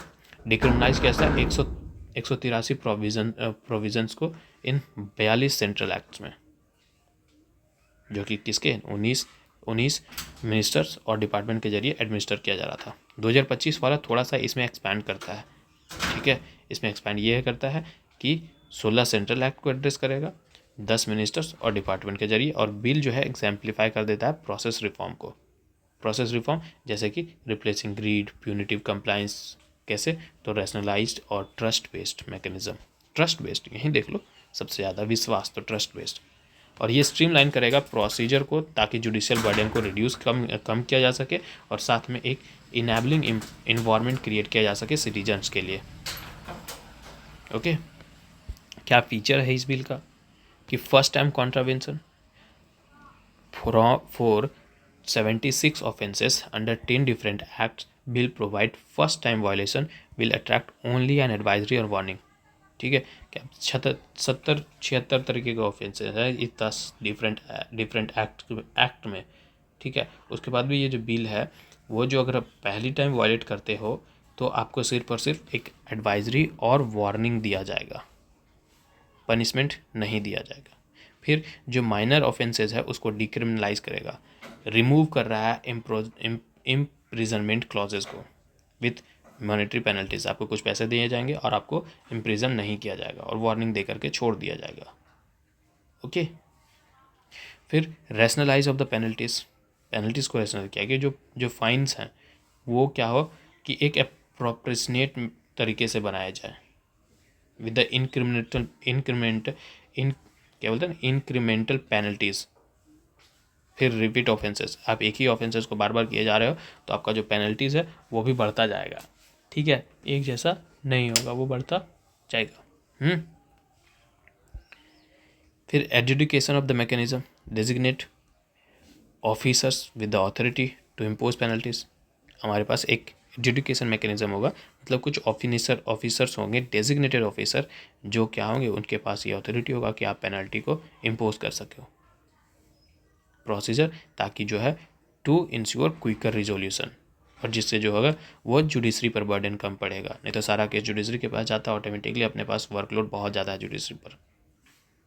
फिर ऑटोमेटिक रिवीजन ऑफ फाइन, हर 3 साल के बाद ऑटोमेटिकली 10% जो फाइन होगा और पेनल्टीज होगा वो बढ़ जाएगा। ठीक है, what are the process reforms? अब क्या क्या रिफॉर्म्स हुए, तो इस प्रोसेस रिफॉर्म्स को डिस्क्राइब कैसे किया गया है? Nuts and bolts reform.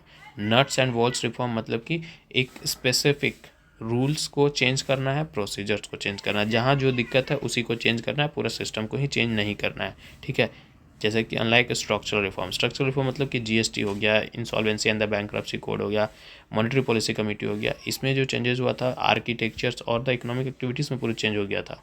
ठीक है, तो इस तरीके से नहीं, ये पूरा चेंज नहीं है, ये नट्स एंड बोल्ट्स जहाँ पर जो दिक्कत है उसी को चेंज कर रहे हैं।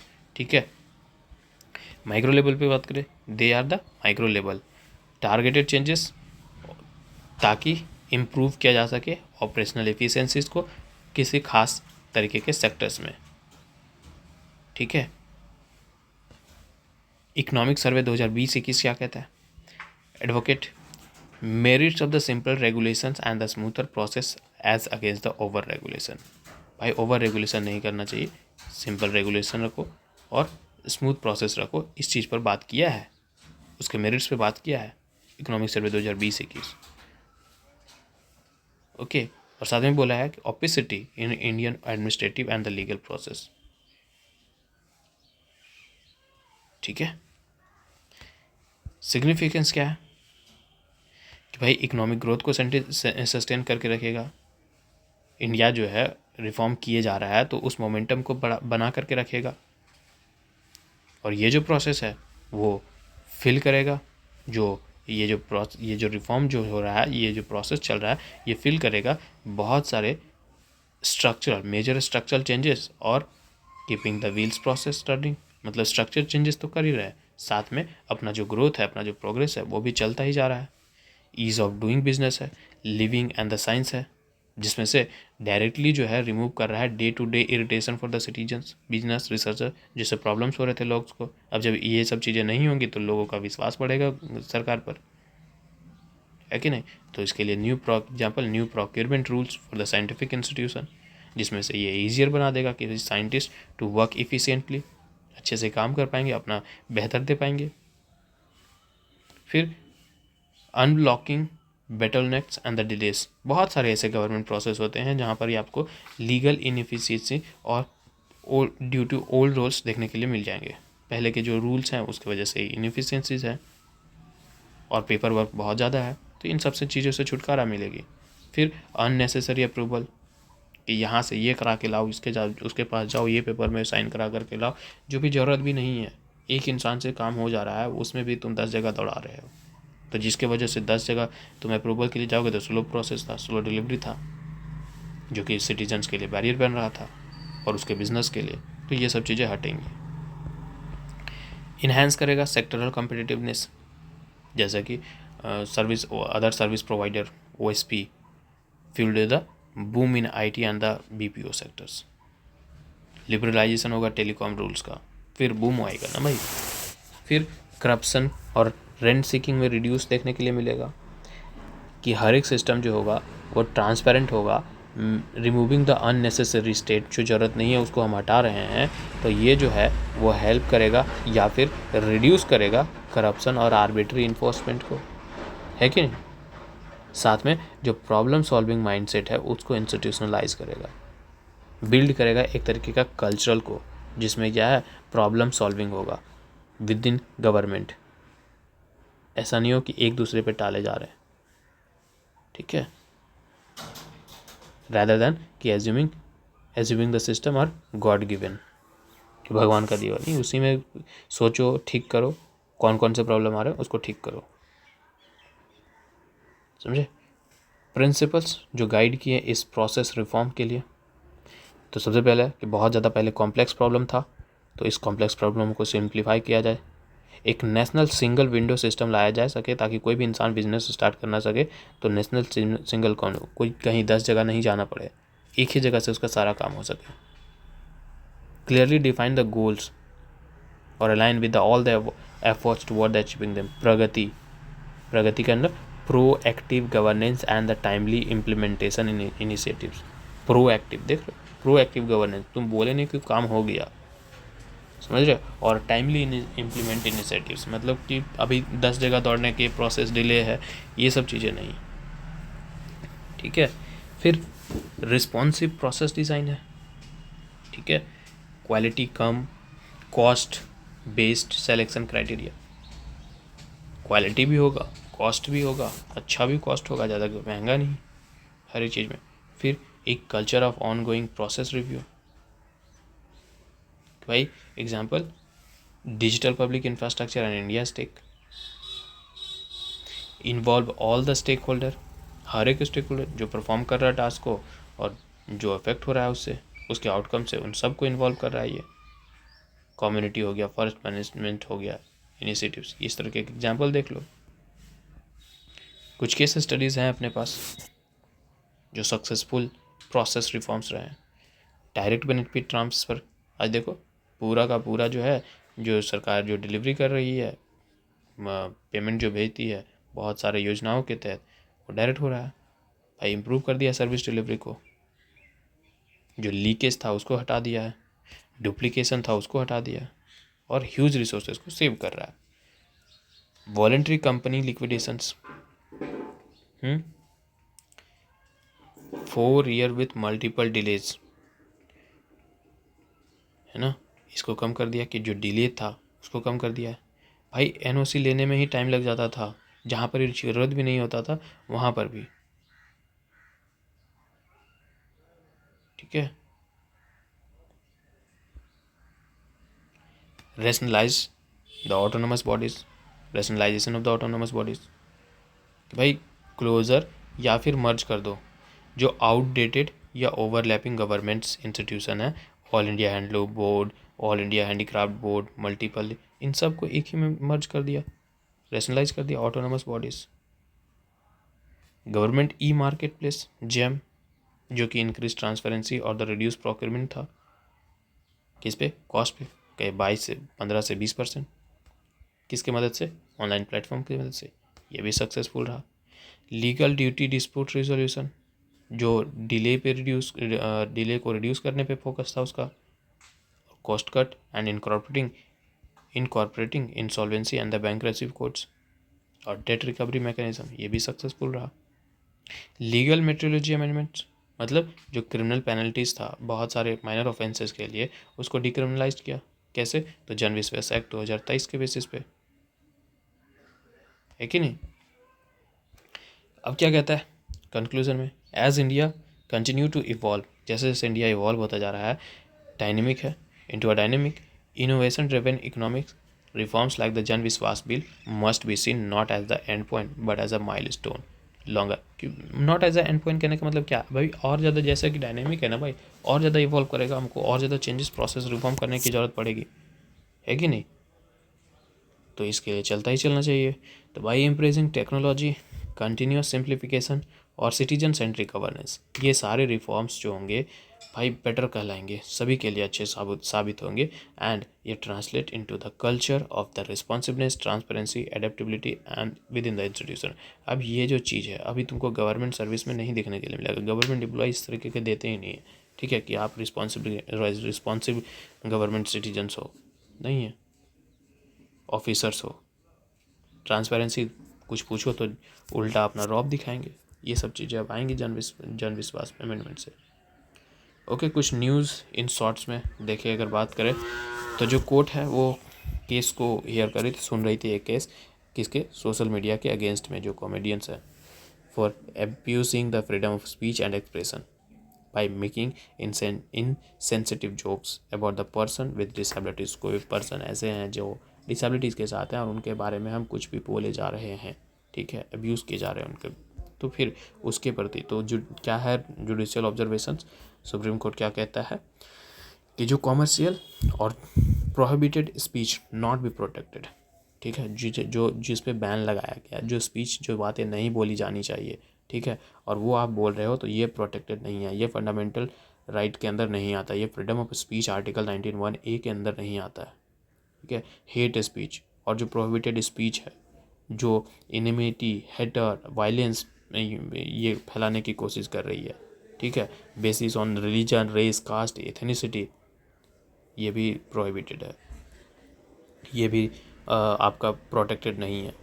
फिर कॉमर्शियल स्पीच जैसे कि एडवर्टाइजिंग हो गया, related forms of speech and economic intent हो गई, इसमें भी अकाउंटेबिलिटी एंड इन्फ्लुएंसर कहता है influencer with a large following must act responsibility, मतलब आप अगर इन्फ्लुएंसर हो तो आपकी खुद की भी अकाउंटेबिलिटी होनी चाहिए कि भाई हम किस तरीके के बात को बोले, किस तरीके के एक्ट को करें, हमें एक्ट कैसा करना होना चाहिए, रिस्पॉन्सिबल, ताकि वो इंसान जो सीख रहा हो, जो मेरे से इन्फ्लुएंस हो, वो भी कुछ उसी तरीके का काम करे, ना कि बेकार काम करे। फिर पैनल एक्शन एंड कंपनसेशन, ये suggested proportionate punitive measures under the IT rules and the cinematic graphs, कि भाई आपके एक पॉजिटिव मेजर्स तो लिया जाएगा अगर आप कुछ करते हो ऐसे, तो अंडर आईटी रूल्स और सिनेमैटोग्राफी। सोशल मीडिया गाइडलाइंस भी दिया, कोर्ट कहता है कि भाई सरकार से कि भाई आप जो है कॉम्प्रिहेंसिव गाइडलाइन बनाओ ताकि रेगुलेटिंग ऑनलाइन कंटेंट, तो अभी ऑनलाइन कंटेंट, अभी हम ऑनलाइन गेमिंग पर रेगुलेटिंग पर देखो बिल आ गया, है कि नहीं। तो इसी तरीके से supreme court judgement related to the freedom free speech, Amish Devgan versus union of India 2020, इसमें जो है सुप्रीम कोर्ट डिफरेंस किया कि फ्री स्पीच क्या है और हेट और प्रोहिबिटेड स्पीच क्या है, और एम्फेसाइज किया कि भाई इन्फ्लुएंसर का रिस्पॉन्सिबिलिटी होना चाहिए, जिसका जितना बड़ा रीच उतना उसका रिस्पॉन्सिबिलिटी। ओके। फिर Shreya single versus union of India 2015, इसमें सुप्रीम कोर्ट कहता है कि legitimate online expression can not be cartel. Legitimate online expression, ठीक है, लेजिटिमेट लीगल है तो उसको कर्टेल नहीं किया जाएगा। ओके।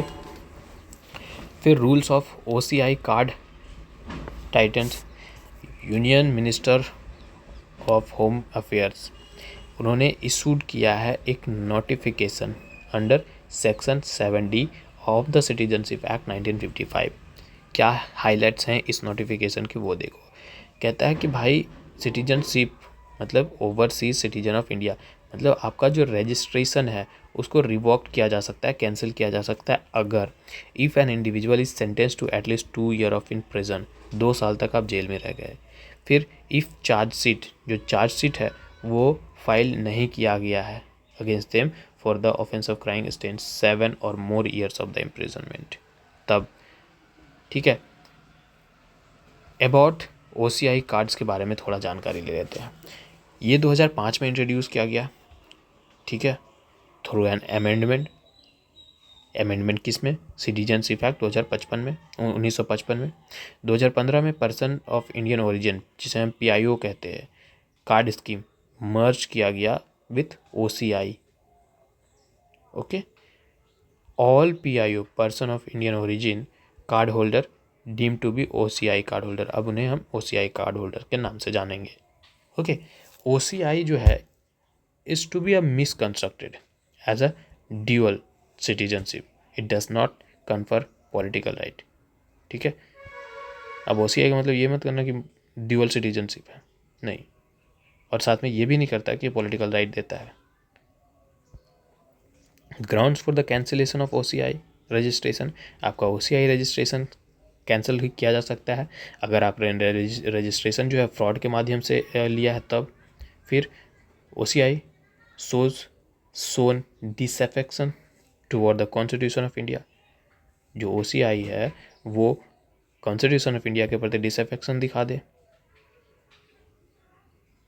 और साथ में ये करना मैंडेटरी हो जाए कि हमारा इंटीग्रिटी और सॉवरेनिटी इंडिया का बचा रहे, उसके अगेंस्ट में अगर आप जा रहे हैं तो हम फिर कैंसिल कर सकते हैं। साथ में इंडिया का सिक्योरिटी को ध्यान में रखना है। फिर दूसरे फ्रेंडली रिलेशन इंडिया का फॉरेन कंट्री के साथ, अगर इसमें किसी भी तरीके की प्रॉब्लम्स आ रही है तो भी ख़त्म किया जा सकता है। फिर इंटरेस्ट ऑफ जनरल पब्लिक के अगेंस्ट में जाएगा, आप उसके विरुद्ध जाएंगे, आपका कोई भी एक्टिविटी या उसके प्रॉब्लमेटिक होगा तो भी हटाया जा सकता है। ठीक है। बेनिफिट क्या है OCI कार्ड होल्डर का कि मल्टीपल एंट्रीज है, जब चाहो आप आ जाओ इंडिया, मल्टीपर्पज़ है बहुत सारे कामों के लिए, एक लाइफ लॉन्ग वीज़ा है इंडिया आने के लिए, ठीक है, जो एग्जेम्प्ट करता है कि आपको registration with the foreign regional register, कि बार बार जा कर के आप रजिस्टर कर रहे हो फॉरेन रीजनल रजिस्ट्रेशन ऑफिसर में या फिर फॉरेन रजिस्ट्रेशन ऑफिसर में। ठीक है। इससे आपको छुटकारा मिल जाता है कि आप किसी भी लेंथ तक समय तक इंडिया में रह सकते हो। ठीक है। साथ में जितने भी फैसिलिटीज़ हैं अवेलेबल,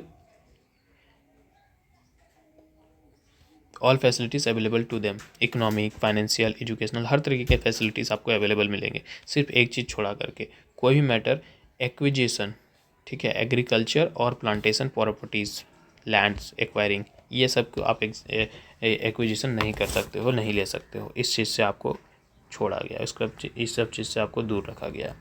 क्या एलिजिबिलिटी है सिटीजन OCI रजिस्ट्रेशन के लिए? तो आप फॉरेन नेशनल्स हों और या तो फिर हुवर सिटीजन्स ऑफ इंडिया ऑन और आफ्टर 26 जनवरी, आप 26 जनवरी 1950 को सिटीजन रहे हो इंडिया के, या उस दिन के बाद से बन गए हो। Those eligible to become citizen of India on 26 January 1950, जो 26 जनवरी 1950 के लिए बिकम सिटीजन के लिए थे काबिल, वो लोग भी, और पर्सन जो territories that become the part of India after 15 अगस्त, और 15 अगस्त के बाद जो भी टेरिटरीज इंडिया में आया है उसके लिए भी ये एप्लीकेबल है। कोई बच्चे, grandchildrens, great grandchildrens of such a citizens, उनको भी, minor children with one or both parents as a Indian citizen, और spouse of Indians OCI citizens. ठीक है। फिर एग्जाम्पशन, भाई अगर आप सिटीजन ऑफ पाकिस्तान हो, बांग्लादेश हो और दूसरे कंट्रीज जिसे गवर्नमेंट नोटिफाई करके रखी है वो नहीं है आप एलिजिबल OCI के लिए। ओके। 2 है election to the office of the vice president of India. ECI announce किया है election date 17th vice president election के लिए। कॉन्स्टिट्यूशनल प्रोविज़न ये है, कॉन्स्टिट्यूशनल प्रोविज़न वाइस प्रेसिडेंट से रिलेटेड ये है।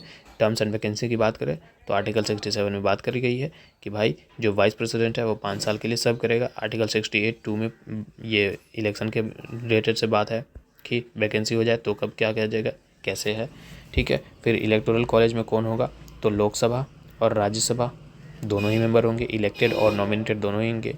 प्रेजेंट स्ट्रेंथ जो है 782 MPs है।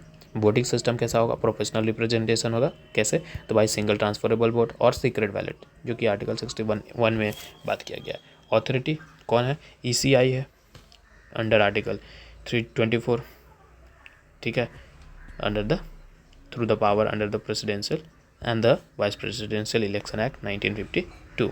इलेक्शन प्रोसीजर क्या है वाइस प्रेसिडेंट का, तो भाई नॉमिनेशन के लिए आपको 200 प्रोपोजर और 200 सेकेंडर्स चाहिए होंगे और उसमें से 15,000 रुपये डिपॉजिट करने पड़ेंगे, मैंडेटरी है ये। वोटिंग जो होगा वो पार्लियामेंट के हाउस में कंडक्ट किया जाएगा using special ECI supplied pens. Election commission एक तरीके का पेन देगा।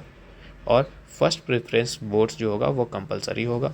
दूसरा कि सुपरविज़न जो होगा ECI अपॉइंट करेगा रिटर्निंग ऑफिसर्स को या फिर सेक्रेटरी जनरल राज्यसभा, ताकि ऑब्जर्व कर सके उसके इलेक्शंस को। की safeguard followed in elections, no party whip allowed, okay, violation of secrecy और the use of unauthorised phone invalid to vote, ठीक है। आप सीक्रेसी का वायलेशन कर रहे हैं, आप वोट दे रहे हो और जाकर के सबसे उजागर करते जा रहे हो कि हम इसको दिए, ये करो वो करो, या फिर जो ECI पेन प्रोवाइड किया है वो पेन ना यूज़ करके आप दूसरा पेन इस्तेमाल कर रहे हो तो उसे इनवैलिड कर देगा। Bribery, undue influence on the ground of election challenge under the presidential and the vice presidential election. अगर 1952 प्रेसिडेंशियल और वाइस प्रेसिडेंशियल इलेक्शन एक्ट 1952 के तहत अगर ये चैलेंज कर दिया जाता है कि भाई आपने ब्राइबरी लिया, घूस लिया है इस इलेक्शंस के लिए या घूस दिया है, तो फिर आपको ये किया जा सकता है, आपका ग्राउंड्स को ये किया जा सकते हैं, ठीक है, कि आप नॉट सूटेबल हो। फिर एलिजिबिलिटी क्या है वाइस प्रेसिडेंट बनने का, कि आप इंडिया के नागरिक हो, 35 साल होके हों और आप election qualified for the election of Rajya Sabha. Okay. एक national cooperative development corporation NCDC है। यूनियन कैबिनेट ने अप्रूव किया है central sector schemes grant in aid to किसको, नेशनल कोऑपरेटिव डेवलपमेंट कॉर्पोरेशन। क्या है ये, about the grant in aid to the NCD थोड़ा सा जानते हैं। स्कीम जो है ये बात करता है 2000 करोड़ का। ये 2000 करोड़ 4 साल के लिए होगा, 25 से 29 के लिए। एलोकेशन कितना है, 500 करोड़ हर साल, तो 4 साल में 2000 करोड़। NCDC कहता है कि एक एग्जीक्यूटिव एजेंसी के जैसा सर्व करता है फॉर द स्कीम के लिए। ये डिसबर्समेंट, प्रोजेक्ट मॉनिटरिंग और लोन रिकवरी को हैंडलिंग करने का काम करता है। Grant in aid are payment, ये ग्रांट इन एड क्या है, पेमेंट है in the nature of assistance, सहायता दे रहा है, डोनेशन कर रहा है, कंट्रीब्यूशन कर रहा है एक गवर्नमेंट के जरिए दूसरे गवर्नमेंट को, अनदर गवर्नमेंट को, ठीक है। They are guided by article 275, एक स्टैट्यूटरी ग्रांट है। आर्टिकल 282 डिस्क्रिशनरी ग्रांट है ऑफ द कॉन्स्टिट्यूशन, इसके तहत ये ग्रांट इन एड दिया जा रहा है। Okay. National cooperative development NCDC genesis देखिए पैदा कहाँ से हुआ, तो ये इस्टेब्लिश हुआ 1963 में एक एक्ट के थ्रू, पार्लियामेंट का एक एक्ट था, statutory corporation under the ministry of corporation. Function क्या करना है कि भाई NCDC एक्ट जो है has been amend to the expand the corporation of areas operation, allowing it to assist different types of cooperative broaden its financial base, ठीक है। अलग अलग तरीके के कॉपरेटिव्स हैं, उनको सहायता देना है, उनको असिस्ट करना है और अपना कॉपरेशन को और एक्सपैंड करना है और फाइनेंशियल बेस को भी बढ़ाना है। ये फंक्शन इसका। मैनेजमेंट कौन करेगा इसका, तो जनरल काउंसिल मैनेज करता है इसको, जिसमें से 51 मेंबर होते हैं और इसी के और वही लोग इसके मिल करके इसके पॉलिसीज़ प्रोग्राम को सेव करते हैं। डे टू डे एक्टिविटीज़ जो होते हैं वो हैंडल किए जाते हैं 12 मेंबर से, जिसे हम बोर्ड ऑफ मैनेजमेंट कहते हैं। कंक्लूज़न ये है कि भाई स्कीम जो है this scheme funds modernisation and the new project, benefit करता है मिलियंस ऑफ फार्मर्स को, ताकि उनका इकोनॉमिक्स कंडीशंस को इम्प्रूव किया जा सके, और इम्प्रूविंग द या फिर हेल्प करके इम्प्रूव कर रहा है उसके इकोनॉमिक कंडीशंस को, एक वाइड स्प्रेड एम्प्लॉयमेंट क्रिएट करने की कोशिश कर रहा है, और साथ में जो इंडिया के कोऑपरेटिव सेक्टर्स हैं उनको स्ट्रेंथन करने का काम कर रहा है। ओके, ये है पॉलिटी सेक्शन ख़त्म हुआ। अगले में हम लोग आगे के सेक्शंस को देखेंगे। ठीक है, धन्यवाद।